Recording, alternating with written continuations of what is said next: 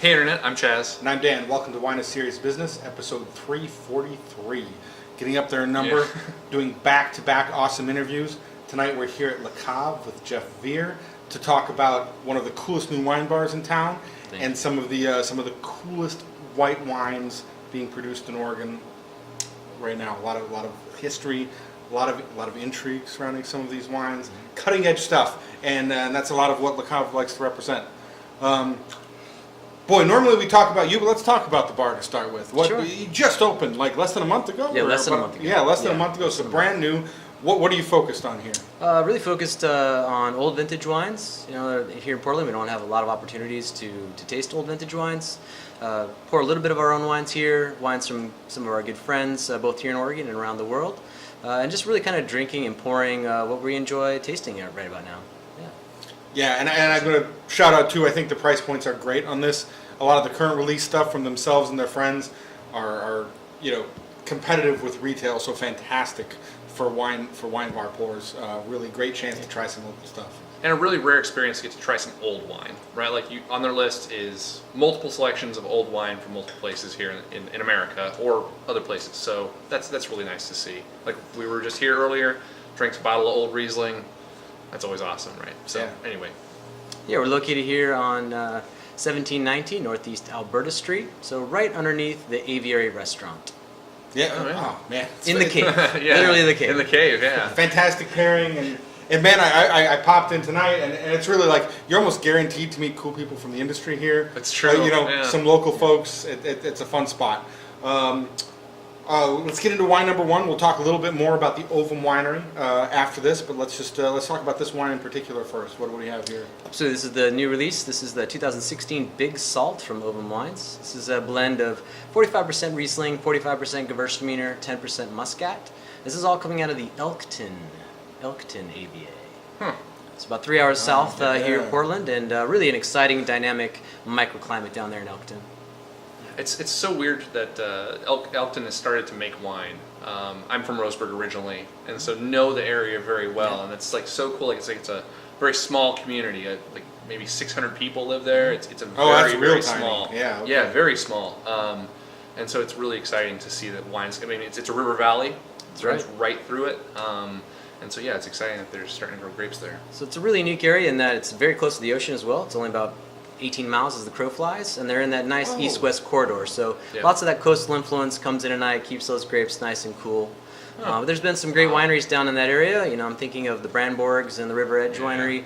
They've been really doing some heroes work down there, and it's fun to be able to have access to some of this fruit and really kind of show really what Elkton is all about.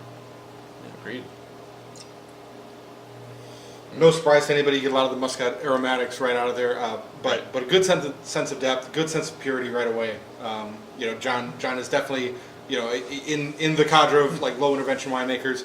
I actually am way out on the edge of that. Really, like people always have caveats. I do a little bit of this, I do a little bit of that. He's definitely further out on as little as absolute possible, and it's really fun to feel that sense of life that really comes through in a lot of his wines.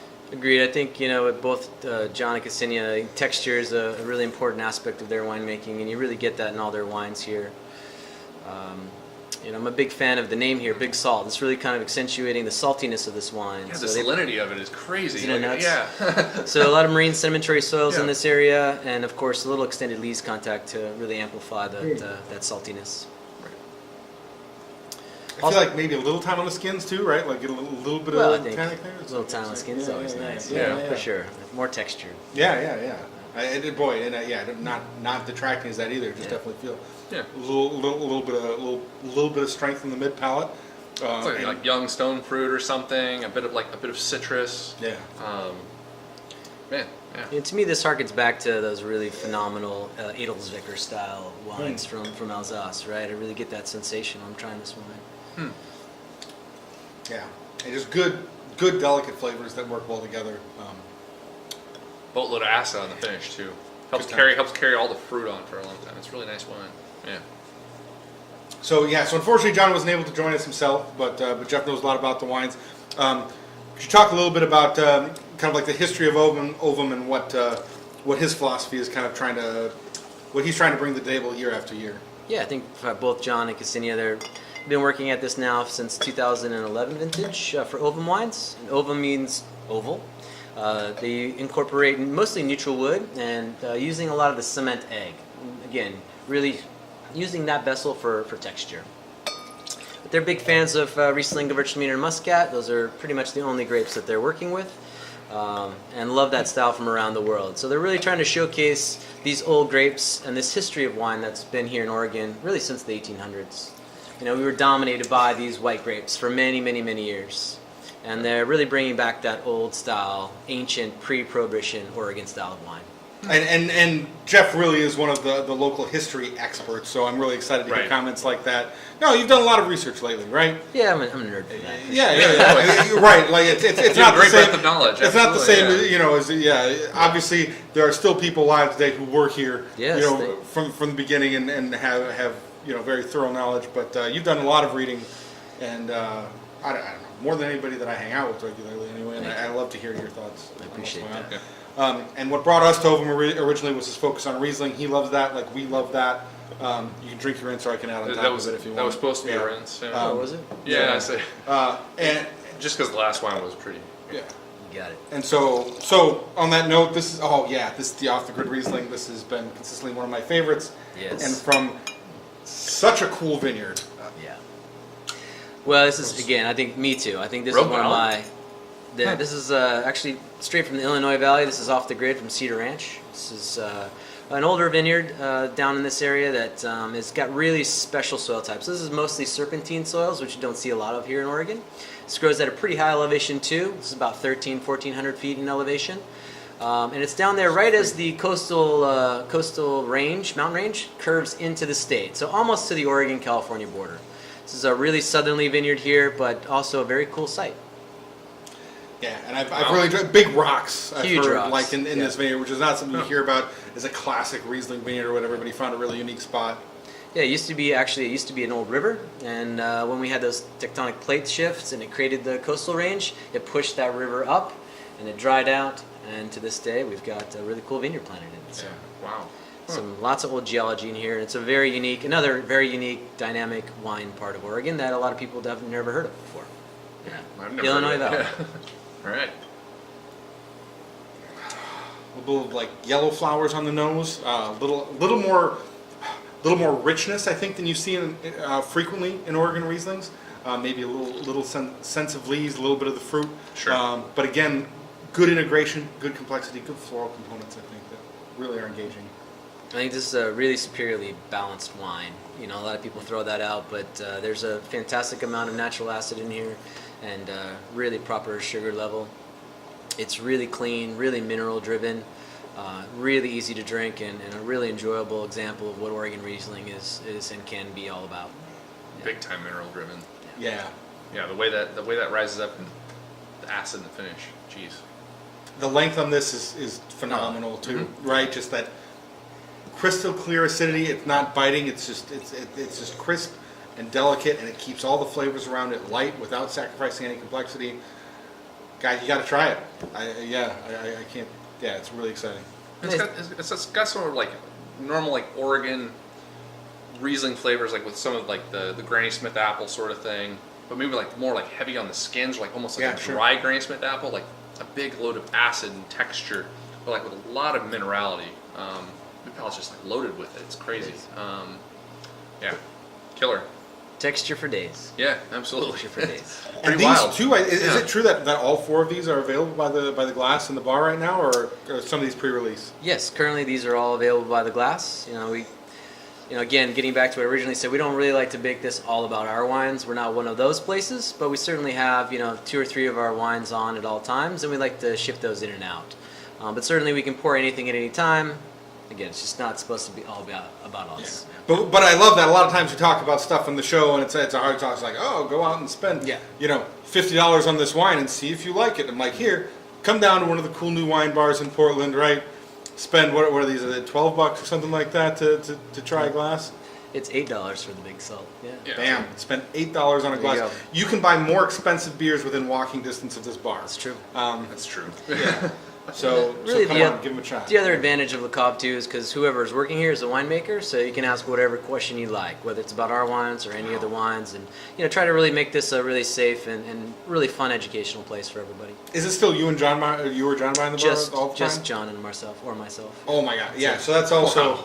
Man, if you're watching this and you're not from Oregon, you want some FaceTime with some of the cutting edge winemakers in the Oregon wine scene right now. Come to LaCava, hang out for a couple hours. You'll have a good time. It's such a cool opportunity. Yeah. I mean, these guys know so much about these wines, like in wines in Oregon from general. It's rad.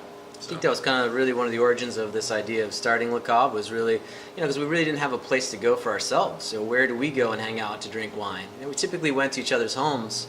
We felt we were doing kind of a disservice to the industry by not having our own place to really kind of share a lot of this knowledge and these cool wines with everyone else. So, the genesis of LaCava was really to share not only our wines but everyone else's in a really fun, unique place.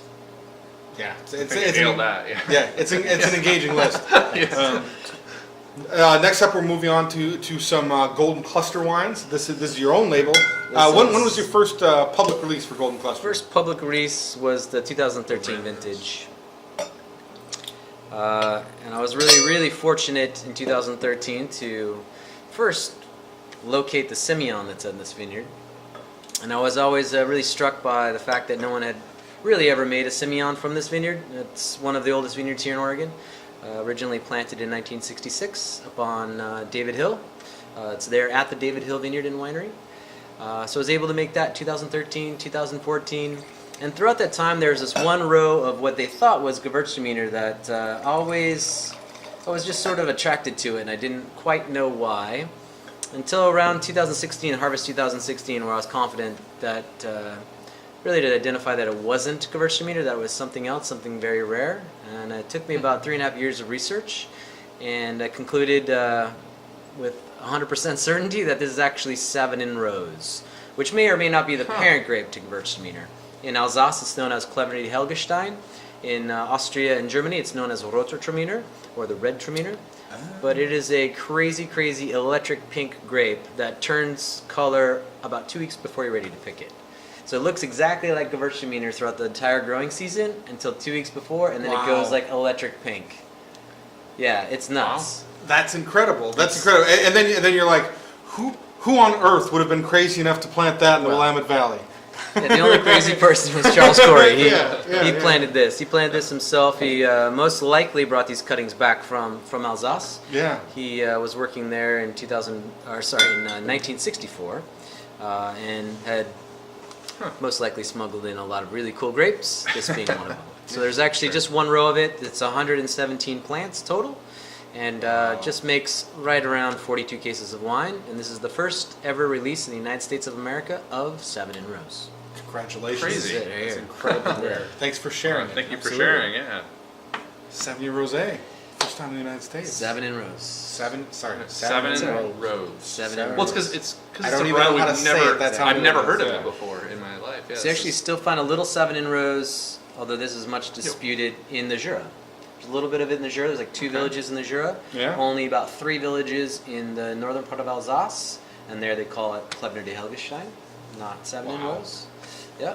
So it's essentially like a varietal that's like either fallen out of favor or just doesn't. Not a lot what of people care to produce it, or it's just not fashionable, or. I think it's one of those grapes that is very old, became out of fashion because other mutations of this became fashionable. Sure. That being Savagnin Blanc in the Jura became obviously fashionable and kind of took over. And of course, Gewürztraminer and Traminer both took off and became more fashionable because they were more aromatically dominant. This is definitely more lean and mean, more aristocratic. This doesn't have the blousiness or the spiciness of Gewürztraminer. This is just a really clean and really Alpine style white wine. This is good for us too. We can't dive into the cliche descriptors because it's definitely something different straight on the nose. It sort of reminds me of Jurin wine. For sure, right? Right. There's a little bit of that wildness. Yeah, that wild like White flowers. And wildness, yeah. I mean, like a mix of citrus peel. Yeah. What would you describe that as? Like, it's almost like the like it's not the floor like sort of thing. Like, it's not like that doesn't probably happen on this, but it's like a little bit of that like sort of punchiness or something. I feel like not just like a lime zest. It's like you've got lemons, limes, grapefruits. You zest a whole bunch of citrus into a little cup, and you're getting this. Yeah. complex There's citrus. like a notes, hint yeah. of funkiness to it, though, too. There's I mean, that, like, yeah. but This definitely had a good amount of lees contact on it. sure.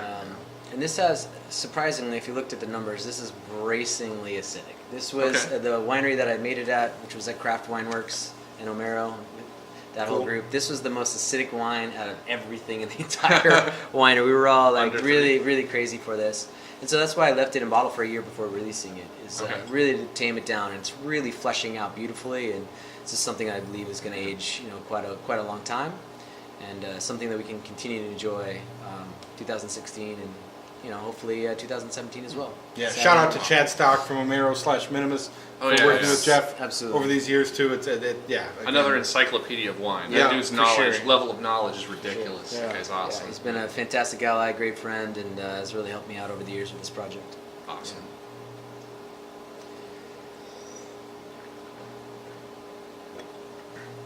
So captivated with the nose, I was just spending so much time on that.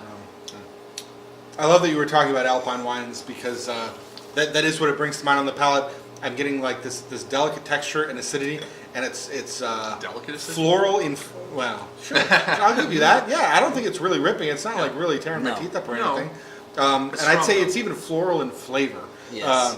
Where it's really got this delicate aromatic sense to it, but it's not rich ripe fruits. No. It's not strong tart fruits. It's not No. juicy fruits. I feel like it's flowers, bouquet of flowers in my mouth. Yeah. It is definitely a wine to ponder, right? It's not a grape that we see a lot of, so this one always has made me slow down and think for whatever reason. Maybe it's because it's a really, really old grape, but just wrapping your head around the history behind this and why it's here, and Oregon being one of the first places this was ever planted in the United States of America. It's a really profound wine, and it's a historical wine, honestly. So It you really don't see is. a lot of this anywhere, so it's fun to have this be in Oregon. And thankfully, the wonderful people at Own David Hill and Manage David Hill have allowed me to make this in 2015, and allowed me to make the wines with the Semillon, and I have a new wine. It's Flora. It's another crazy grape that you guys are going to be blown away by. Yeah. Fantastic. And of course, Barnaby and Olga get some of these grapes too, and that operation up there has done a great job in releasing some of these very rare and unusual grapes for some of us folks to play around with and have fun with. So Yeah, and they've got some new management. A shout out to David Hill, I guess. Yeah, they've got some new Absolutely. management up there, and they've been working really hard to kind of develop their image and work with their winemaking program and work with Absolutely. that historic property that they've got. And I'm so pumped that Very. their picture of the future includes small producers like Jeff and like Barnaby and Olga at Teutonic, because I think it's folks like you guys that can really dive into these single row planting, exactly. right, and tell that story. Exactly. And really making a connection to the community. So thanks. It's really awesome that that's Absolutely. happening. Yeah. Great. And and to add to that, I mean, they've really done an amazing job with viniculture up there as well since 2013, and that vineyard is gorgeous. The energy up there is incredible, and the wines that the new winemaker Justin is making are really on par, really on point. So I'm really excited for their future up there.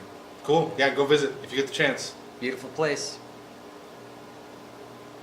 David Hill is a nice spot, actually. Yeah. It's really nice. I've been there multiple times. Yeah. It's fantastic. Yeah. The old Agreed. farmhouse still there from the Totally recommend it. 1800s. Yeah. There's so much history It's there. wild. That Yeah. there's an old vineyard there in the 1800s. It's called the Reuter Estate. So Yeah, I've heard you mention that. lots yeah. of Riesling up there, and actually a wine from there in 1904. It was a Klevner. It's a German wine for Pinot Blanc that won a silver medal at the World's Fair in St. Louis, 1904. So Wow. That's fantastic. Did they rip everything out when Prohibition came They around? did, yeah. Okay. But we have, and So Oregon crazy. Oregon started Prohibition 3 years before the federal government started Prohibition. Oh.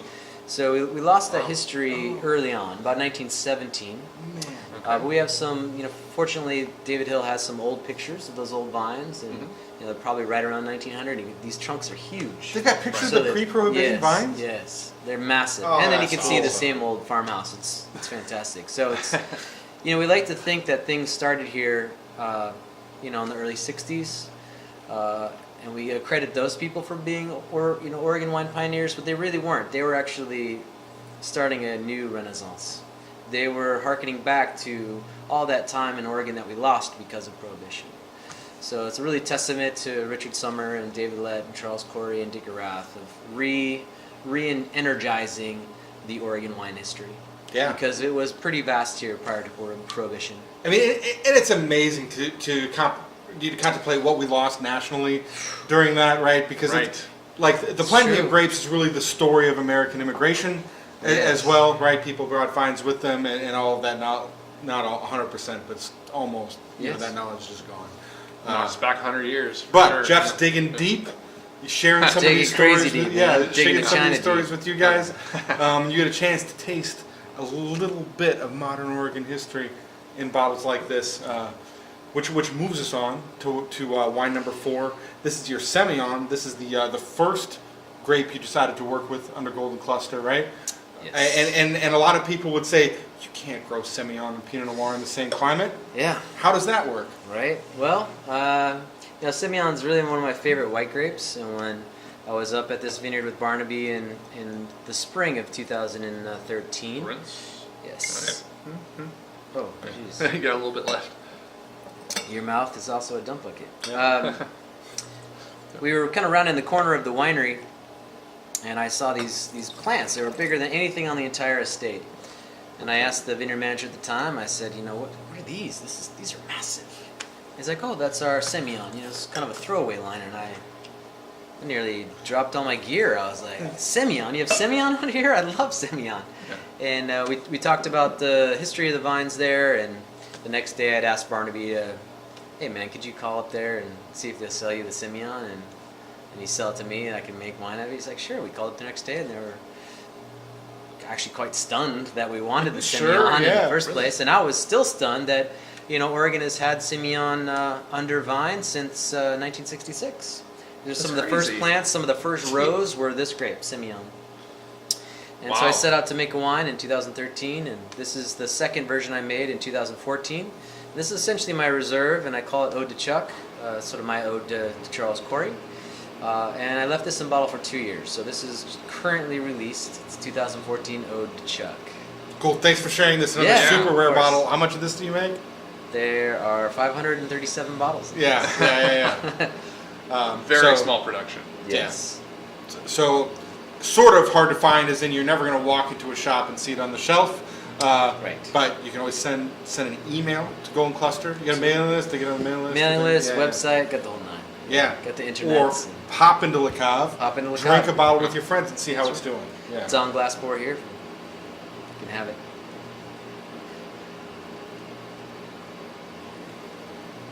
So this one also, the label here, I also, this is an old label that Charles Corey used from the 1974 vintage to the 1977 vintage. And when it was coming time to name my winery, I named it Golden Cluster because that is what he felt were the best wine or wines in a given vintage. He gave it a secondary band and he called it the Golden Cluster. So I named my winery that as another nod to him. And then I brought back his old label. Because I love the label. I love the old font, and really it's kind a of great package. Isn't it cool? Look. No, I love it too. It was actually really nicely designed by a local designer here in Portland. And, really? Oh, that's great. She's still alive, and so I wanted to bring that back. First I was using grapes that he planted and his kids helped plant, and I just wanted to do as much as I could to nod to that old Oregon wine history that a lot of people, even in our industry, don't know quite a lot about. So. No, well, and I think as you can testify, I guess, more than anybody around our age, it takes a lot of work to learn some of this stuff, right? It's not right in your face. True. There aren't, hundreds of thousands of dollars thrown at marketing campaigns to tell that story day in and day out, right? So not for Oregon Semillon. That's yeah. So thanks for taking the time to share some of this with us today. Yeah, totally appreciate it. What's crazy is this is the oldest Semillon vines, not in just Oregon, but in the entire Northwest. And there's just 3 rows of it, and so it works out to make about 120 cases a year on average.